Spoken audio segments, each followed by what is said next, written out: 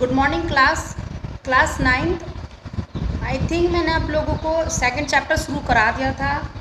ये type of, आज मैं आपको जो टॉपिक पढ़ाने जा रही हूँ वो है टाइप ऑफ केमिकल चेंज, या आप कह सकते हैं कि केमिकल रिएक्शन कितने तरीके की होती हैं। फिलहाल यहाँ पे हमारे पास जो हम लोगों के पास है 9th में, वो 4 तरीके की केमिकल रिएक्शन के बारे में आपको पढ़ाया गया है। तो आज का हमारा टॉपिक है टाइप ऑफ केमिकल चेंज। ठीक है, today's topic is types of chemical change. तो 4 तरीके से केमिकल चेंज होते हैं, या रिएक्शन, जब रिएक्शन होती है तो 4 तरीके से होती है। फर्स्ट वन हम ले लेते हैं, पहला इसमें है डायरेक्ट मेथड। इसको डायरेक्ट मेथड कहते हैं, या आप इसे सिंथेसिस मेथड भी कहते हैं। दो इस मेथड से आता है, डायरेक्ट मेथड और सिंथेसिस मेथड भी इसको कहा जाता है। डायरेक्ट कंबाइन करना, यानी कि अगर मैं कहूँ आपने एक रिएक्टेंट लिया है, उसको दूसरे रिएक्टेंट के साथ मिलाया है, तो इसने आपको प्रोडक्ट दिया है ए और बी, तो इसको हम लोग कहते हैं डायरेक्ट कम्बिनेशन। इसको मैं अगर आपको उसमें लिख के दिखा दूँ, देखो वर्ड्स में, तो हो गया carbon plus oxygen is give rise to carbon dioxide. Okay बेटा, तो इसको हम लोग कहते हैं डायरेक्ट कम्बिनेशन, डायरेक्ट आपने मिला देना है। ठीक है, और एग्जांपल ले लेते हैं। देखो आपने लिया carbon monoxide plus oxygen, it's gives to carbon dioxide. ठीक है, और भी आप एग्जांपल ले सकते हैं इसमें, जैसे आपने अमोनिया ले लिया, HCl ले लिया, और आपने क्या बना के दिया, NH4Cl अमोनियम क्लोराइड। तो इसको हम लोग कहते हैं डायरेक्ट कम्बिनेशन, यानी डायरेक्ट आपने रिएक्टेंट लेना है और उसे आपस में मिला देना है। पहला हुआ डायरेक्ट सिंथेसिस मेथड। दूसरा हमारे पास होता है डीकम्पोजिशन मेथड, तो जस्ट इसका अपोजिट होता है। यहाँ पे 2 रिएक्टेंट मिलते हैं, एक प्रोडक्ट बनाते हैं। डीकम्पोजिशन दूसरा है डीकम्पोजिशन। डीकम्पोजिशन में आपने क्या लिया, आप एक रिएक्टेंट लेते हैं और उससे आप क्या बनाते हैं, 2 प्रोडक्ट बनते हैं बेटा। ठीक है, हमारे पास 2 या 2 से ज़्यादा प्रोडक्ट बनते हैं, उसको हम लोग क्या कहते हैं, डीकम्पोजिशन कहते हैं। जैसे मैंने ले लिया CaCO3, इससे आप डिकम्पोज करोगे तो CaO प्लस CO2 दिख रहा होगा। जस्ट ये अपोजिट होता है डायरेक्ट कम्बिनेशन का। ठीक है, डिकम्पोजिशन अब आपके पास बेटा कई तरीके की होती है। जैसे फर्स्ट वन है, अगर मैंने इसको ब्रेक करने के लिए हीट का इस्तेमाल किया, ये जो ट्रायंगल बनाया है ना, इसको हीट का साइन कहते हैं, हीट का इस्तेमाल किया तो इसका नाम हो जाएगा थर्मल डिकम्पोजिशन। ठीक है, तब हम वर्ड इस्तेमाल करेंगे थर्मल डिकम्पोजिशन। ठीक है, पहला आपके पास यहाँ पे थर्मल डिकम्पोजिशन ही दे रखा है बेटा, और डिकम्पोजिशन के आपके पास बहुत सारे यहाँ पे और भी बहुत सारे एग्जाम्पल हैं। देखो और मैं करके बताती हूँ। एक और ये लिया आपने HgO मरकरी ऑक्साइड, इसको डिकम्पोज करेंगे मरकरी प्लस ऑक्सीजन।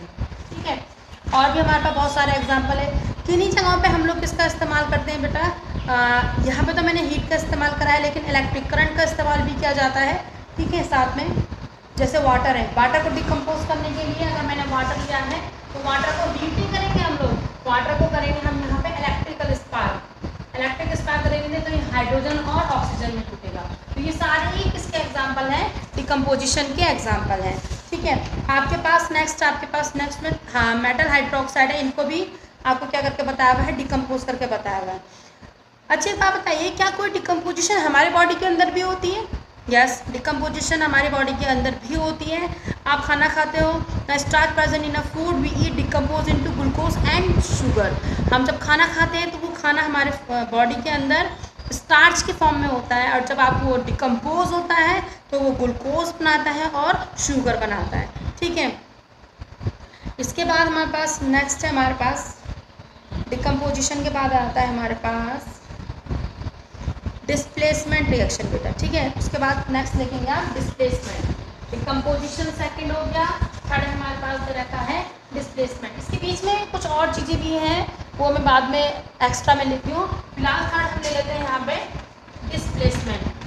डिस्प्लेसमेंट का मतलब होता है जगह का बदलना, डिस्प्लेस होना, एक जगह से दूसरी जगह जाने को हम डिस्प्लेस कहते हैं। यहाँ पे डिस्प्लेसमेंट क्या होता है, जो मोर एक्टिव मेटल होता है वो लेस एक्टिव मेटल को अपनी जगह से रिमूव कर देता है, हटा देता है। देखो जैसे कैसे, ये रहा कॉपर सल्फेट प्लस जिंक, तो यहाँ रिएक्टिविटी सीरीज है बेटा, बुक में ये रिएक्टिविटी सीरीज गिवन है आप लोगों को पेज नंबर 24, पुरानी बुक के हिसाब से पेज नंबर 24। यहाँ पे रिएक्टिविटी सीरीज में जिंक इस तरीके से देखो, रिएक्टिविटी सीरीज अगर मैं बनाती हूँ तो potassium, sodium, calcium, magnesium, aluminium, zinc, iron, lead, copper और सॉल्ट, ठीक है। ये एक सीरीज दी गई है। इसमें जो रिएक्टिव मेटल्स है उनको ऊपर रखा गया है, जो लेस रिएक्टिव है वो नीचे की तरफ है। यहाँ पे जिंक ऊपर की तरफ है और कॉपर नीचे की तरफ है, यानी जिंक आसानी से कॉपर को डिस्प्लेस कर सकता है अपनी जगह से। तो ये जिंक कॉपर को उसकी जगह से डिस्प्लेस करेगा और ये ZnSO4 बनेगा प्लस कॉपर को बाहर निकालेगा। तो इसको हम लोग कहते हैं डिस्प्लेसमेंट रिएक्शन बेटा, ठीक है। एक और देखो इसमें एग्जांपल दे दिया मैंने Mg प्लस H2SO4, तो यहाँ पे ये इसको डिस्प्लेस करेगा, ये बनेगा MgSO4 प्लस H2, इसको कहा जाता है डिस्प्लेसमेंट रिएक्शन बेटा, ठीक। नाउ डबल डिकम्पोजिशन, क्या हुआ डबल डिकम्पोजिशन, नाम से पता लग रहा है। डबल डिकम्पोजिशन में दो रिएक्टेंट होंगे, अब वो दोनों के दोनों अपनी पोजीशन को चेंज करेंगे, that is called double displacement reaction, ठीक है।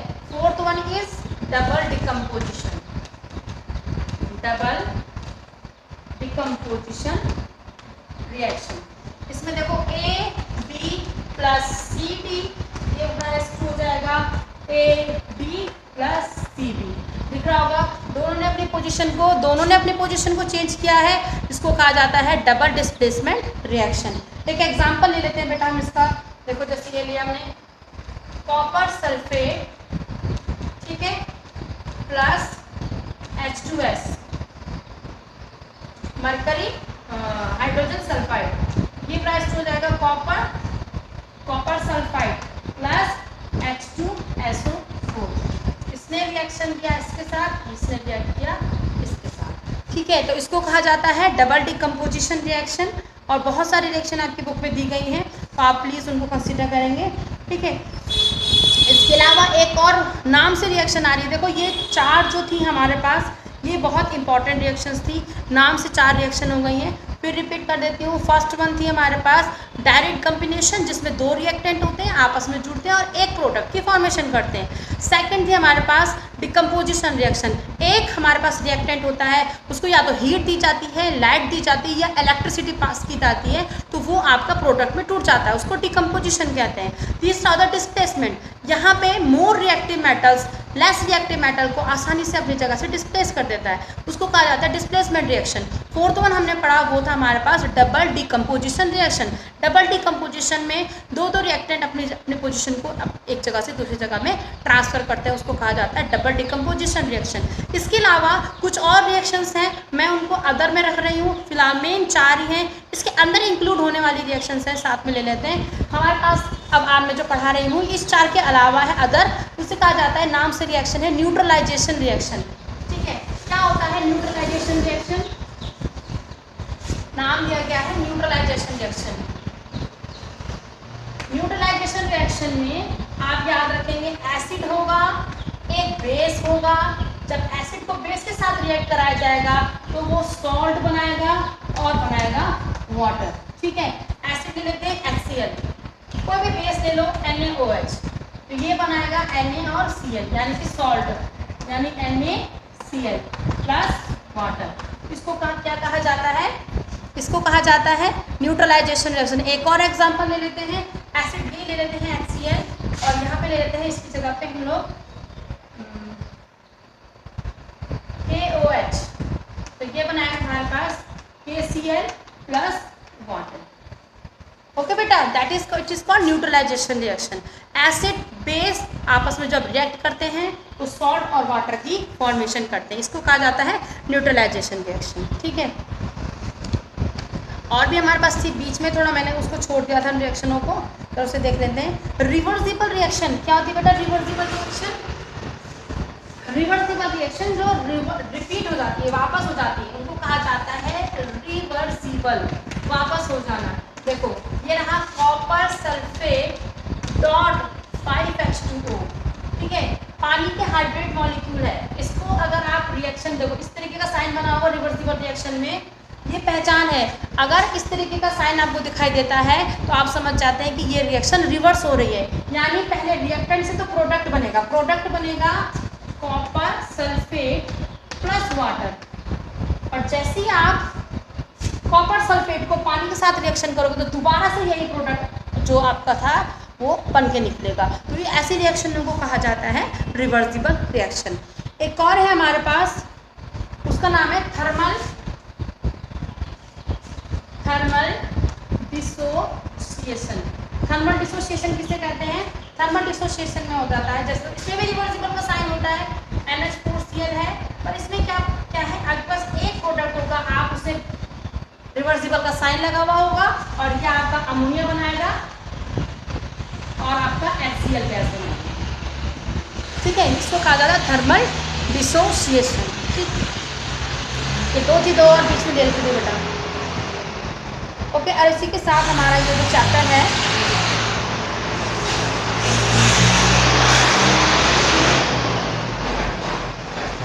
यहाँ पे आपको कुछ और भी दिया गया है बेटा। देखो जैसे दिया गया है as a chemical process neutralisation के बारे में बताया गया है कि न्यूट्रलाइजेशन को हम कहाँ इस्तेमाल करते हैं।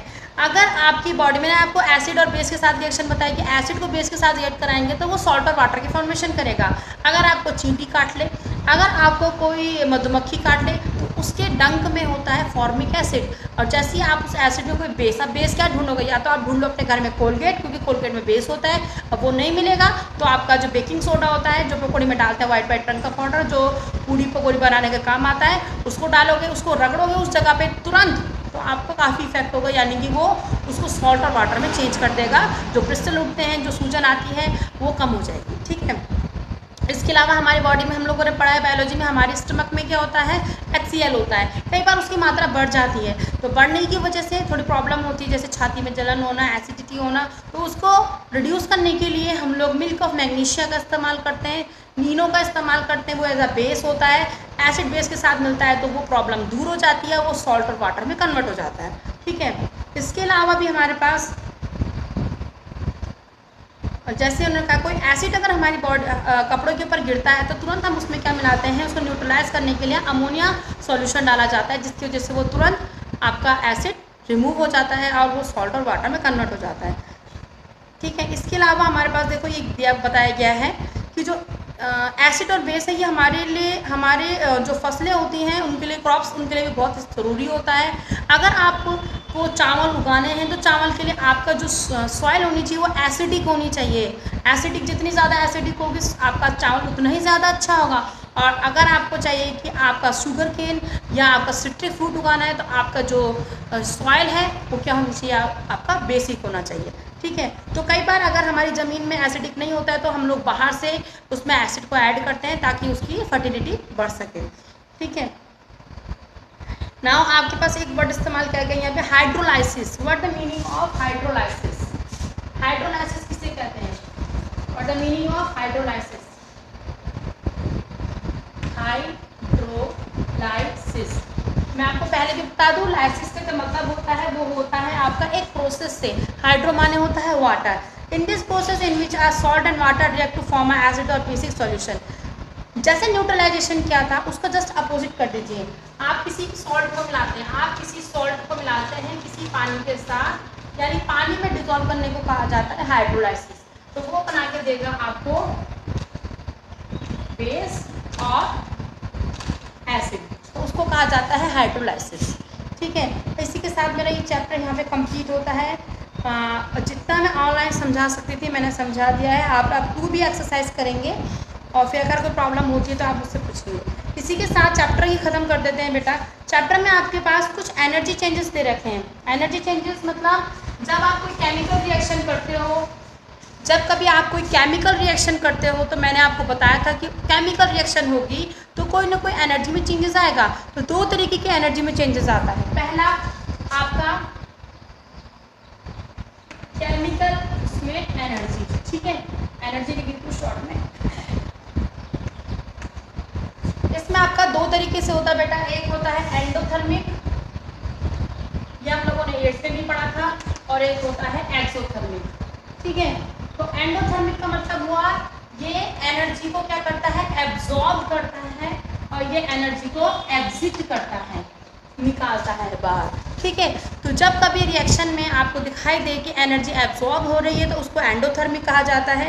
जैसे कि एग्जांपल लेते हैं एंडोथर्मिक का, ये लिया आपने कार्बन और ये ले लिया आपने इसमें सल्फर मिलाया तो इसने बना दिया कार्बन सल्फाइड। तो यहाँ पे ये आपका एंडोथर्मिक रिएक्शन है।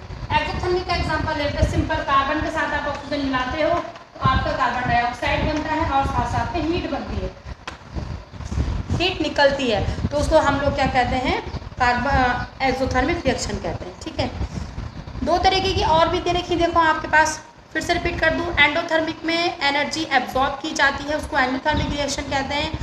एक्सोथर्मिक में आपकी एनर्जी बाहर निकलती है तो उसको हम एक्सोथर्मिक कहते हैं। जिस रिएक्शन में जिस यहाँ पे आपको दो रिएक्शन और दिखाई है, फोटोकेमिकल रिएक्शन और इलेक्ट्रोकेमिकल रिएक्शन। तो मैं फोटोकेमिकल समझा देती हूँ पहले, फोटोकेमिकल क्या होगा। फोटोकेमिकल मतलब फोटो मतलब क्या, फोटो मतलब DSLR नहीं, फोटो मतलब यहाँ पे होगा लाइट से। यानी कि अगर आप लाइट का इस्तेमाल करते हैं, जैसे आपने लिया AgNO3 और आप इसमें यहाँ पे डालते हैं लाइट, उसको कहेंगे फोटो। वो ऐसी जब रिएक्शन होती है जिसमें लाइट का इस्तेमाल होता है उसे फोटोकेमिकल रिएक्शन कहा जाता है। और ये बनाएगा आपका Ag plus NO2 plus O2, it is called photochemical reaction. अब वो आपकी फोटोसिंथेसिस प्रोसेस जो होती है वो भी इसी के अंदर आती है। ठीक है, दूसरा आता है हमारे पास इलेक्ट्रिक करंट। इलेक्ट्रिक करंट का भी देख लो, मैंने आपको पहले बताया था, ये रहा वाटर, इसमें आप इलेक्ट्रिसिटी अप्लाई कर रहे हो तो उसे इलेक्ट्रिसिटी अप्लाई करेंगे तो ये बना देगा H2 प्लस O2, इसको कहा जाता है इलेक्ट्रोकेमिकल। ठीक है, ये आपका चैप्टर यहाँ पे कंप्लीट होता है। मैं एक बार रिवीजन ले लेती हूँ फटाफट से। हम लोगों ने आज पढ़ा टाइप ऑफ केमिकल रिएक्शन के बारे में, जो 4 तरीके की थी। फर्स्ट वन थी हमारे पास सबसे पहले थे हमारे पास डायरेक्ट कम्बिनेशन, दूसरा था डिकम्पोजिशन, तीसरा था डिस्प्लेसमेंट, चौथा था डबल डिकम्पोजिशन। उसके बाद मैंने आपको कुछ और एग्जांपल बताए, न्यूट्रलाइजेशन बताया, एसिड बेस को जब रिएक्ट कराया जाता है सॉल्ट और वाटर बनता है, थर्मल डिसोसिएशन बताया मैंने आपको, रिवर्सिबल रिएक्शन बताई मैंने आपको। उसके बाद अभी जो मैंने आपको टॉपिक पढ़ाया है वो एनर्जी के बारे में पढ़ाया है कि जब कोई केमिकल रिएक्शन होती है तो 2 तरीके की एनर्जी उसमें से निकलती है। फर्स्ट वन होती है एंडोथर्मिक और दूसरी होती है एक्सोथर्मिक। एंडोथर्मिक में एनर्जी को एब्जॉर्ब करते हैं और एक्सोथर्मिक एनर्जी को गिवन आउट यानी कि बाहर निकालते हैं। दूसरे उसके अलावा हमारे पास 2 तरीके की रिएक्शन पूछी गई हैं। फोटोकेमिकल रिएक्शन किसको कहा जाता है, इलेक्ट्रोकेमिकल रिएक्शन किसे कहा जाता है। फोटोकेमिकल रिएक्शन में लाइट को एब्जॉर्ब करके जब रिएक्शन को किया जाता है तो उसे फोटोकेमिकल रिएक्शन कहते हैं। इलेक्ट्रोकेमिकल रिएक्शन उससे कहते हैं जिसमें इलेक्ट्रिसिटी का इस्तेमाल करके किसी भी रिएक्टेंट को इलेक्ट्रिसिटी को एब्जॉर्ब करके किसी भी रिएक्टेंट को तोड़ा जाता है तो उसको हम लोग क्या कहते हैं, इलेक्ट्रोकेमिकल कहते हैं। और इसी के साथ आपका second chapter according to me ये ख़त्म होता है, पूरा ही ख़त्म होता है। एक्सरसाइज 2B 2C आप करके मुझे बता दें, अगर कोई प्रॉब्लम हो तो वो भी आप मुझे बता सकते हैं कि मैम ये हमको समझ में नहीं आया है। कल मैं आप लोगों को चैप्टर 3 स्टार्ट करवाऊंगी, लेकिन चैप्टर 3 से पहले कल चैप्टर 3 हमारा वाटर चैप्टर है। फिजिक्स की आपकी बुक थोड़ा चेंज हुई है, मेरे पास फिजिक्स की बुक अवेलेबल नहीं है, फिजिक्स मैं नहीं पढ़ानी है। अगर किसी बच्चे के पास फिजिक्स की बुक हो नई वाली तो प्लीज़ मुझे वो ग्रुप में जो है फर्स्ट चैप्टर या बुक सेंड कर दे। फर्स्ट चैप्टर सेकंड चैप्टर तो भेज ही दे कम से कम एटलीस्ट, या मेरे पर्सनल नंबर पे भेज सकता है, मैं उसको देख लूँगी। प्लीज़ मुझे भेज दें ताकि मैं आपका फिजिक्स का कोर्स भी शुरू करा सकूँ। ओके, थैंक यू बेटा।